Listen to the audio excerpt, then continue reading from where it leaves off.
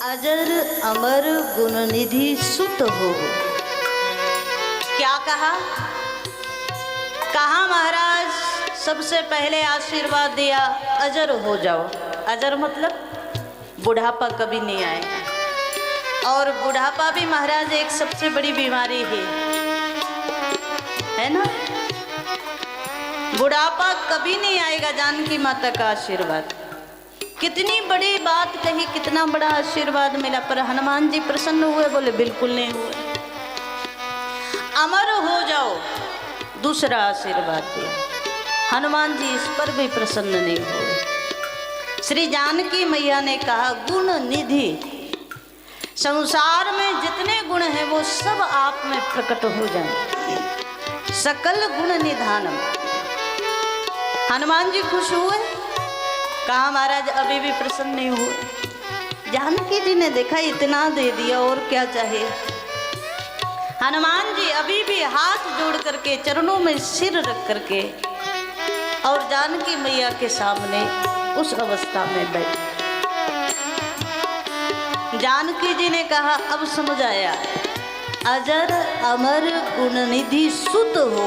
सुत मतलब पुत्र। और जब पुत्र शब्द निकल गया तो हनुमान जी थोड़ा प्रसन्न बने कि चलो मैया ने स्वीकार कर लिया। लेकिन आखिरी जो चौपाई है ना, चौपाई का आखिरी भाग है वो बड़ा सुंदर है। करहु बहुत रघुनायक छोहु। बेटा मैं आशीर्वाद देती हूँ, भगवान श्री राम तुझ पर बड़ी कृपा करेंगे, बड़ा प्रेम करेंगे, बड़ा वात्सल्य करेंगे। और जैसे ही सुना राम जी कृपा करेंगे, राम जी प्रेम करेंगे, तो हनुमान जी तो नाचने लगे। आज वात्सल्य की प्रतिमूर्ति भारतीय नारी है। ये संतान के लिए महाराज काल से भी लड़ जाए, वो भारतीय नारी। और वही आदर्श जानकी जी ने दर्शन कराया है मानस में। कई जगह ऐसा आदर्श दिया है महाराज, अद्भुत। और क्षमा की तो प्रतिमूर्ति। पृथ्वी का एक नाम है क्षमा। पृथ्वी का नाम क्या है? क्षमा। और जानकी जी किससे प्रकट हैं? बोले पृथ्वी से प्रकट है। तो जानकी मैया की माँ कौन हुई? पृथ्वी। तो क्षिति क्षमा पुष्कर सन्निवेक्षणा, जो क्षमा की बेटी है वो तो साक्षात क्षमा के गुण के साथ ही पैदा हुई। कैसी क्षमा? कहा महाराज जो दंड देने लायक काम कर रहा है फिर भी उसे क्षमा कर दे। ये दर्शन आया जिस समय रावण का अंत हुआ, रावण पर भगवान ने विजय पाई। हनुमान जी को एक बार फिर भेजा जानकी मैया के पास। हनुमान तुम जाओ, जानकी को सूचना दे करके आओ, हमने रावण विजय कर लिया। हनुमान जी आए, जानकी मैया को प्रणाम किया।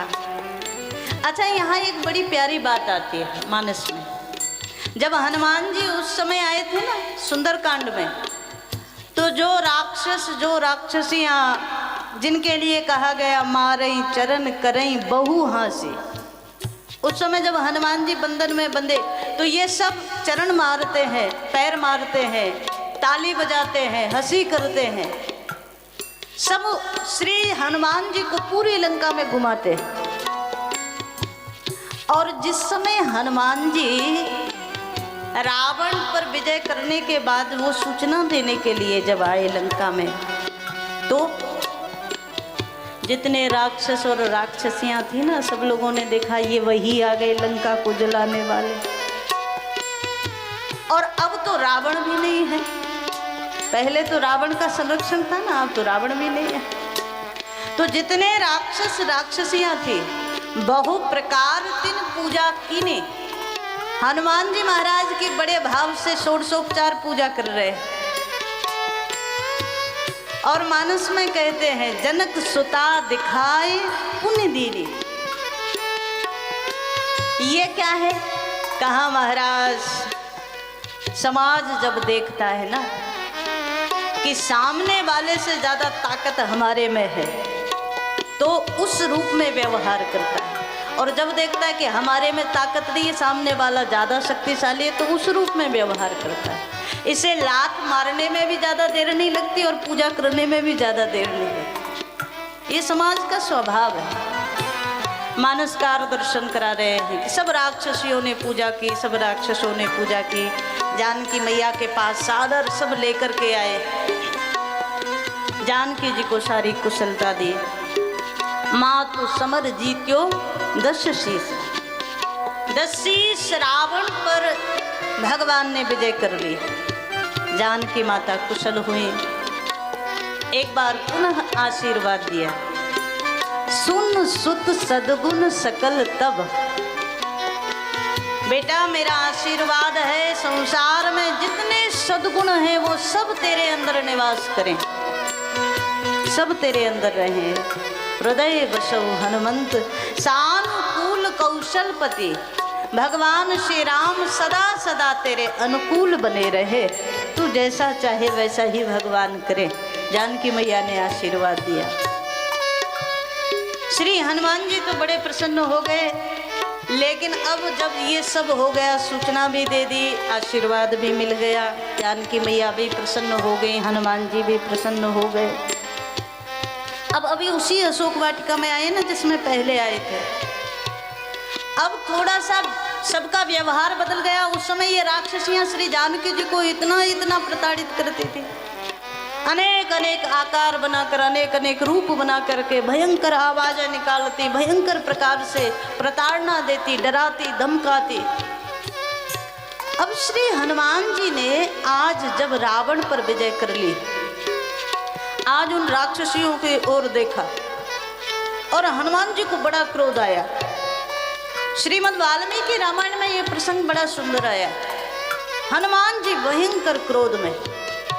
उस समय तो मेरे भगवान का आदेश नहीं था, इसलिए मैंने इनको छोड़ दिया, लेकिन इन्होंने मेरी माँ को बड़ा प्रताड़ित किया है, बड़ा दुख दिया है, बड़ा कष्ट दिया है, आज नहीं छोड़ने वाला। जानकी मैया के चरणों में प्रणाम किया, मैया आपका आदेश मिल जाए तो मैं इन सब राक्षसियों को दंड देना चाहता हूँ जिन्होंने आपके ऊपर भयंकर अत्याचार किए हैं। आज मैं उन सब अत्याचारों का दंड इन्हें देना चाहता हूँ। मानस में तो गोस्वामी जी महाराज ने ये प्रसंग नहीं लिखा, लेकिन महर्षि वाल्मीकि जी ने कहा उस समय, जिस समय हनुमान को क्रोध में देखा, हनुमान जी महाराज ने मुष्टि बना ली, दांत किटकिटाने लगे, नेत्र लाल हो गए। आज इन राक्षसियों को मैं बताऊंगा मेरी माँ को कष्ट देने के कारण जो इनको दंड मिलना चाहिए वो मैं इन्हें दूंगा। मानस में गोस्वामी जी महाराज तो यद्यपि नहीं लिखे, पर यहाँ आया कि श्री भगवती किशोरी जानकी जी से कह दिया, माँ आप एक बार आदेश दे दो, इन सबको अभी मैं सजा दूँ।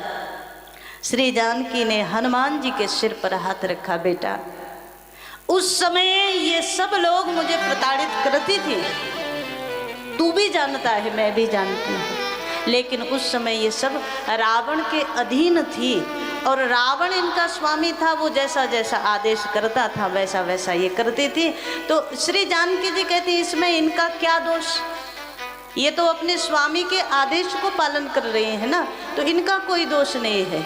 तो श्री हनुमान जी ने कहा फिर भी ये चाहती तो आपका साथ दे सकती थी। जानकी मैया ने कहा पापा नाम वा शुभा नाम वा वधारहाणाम अथापि वा कार्यम कारुण्य मारेण न कश्चिन नापराध्यति।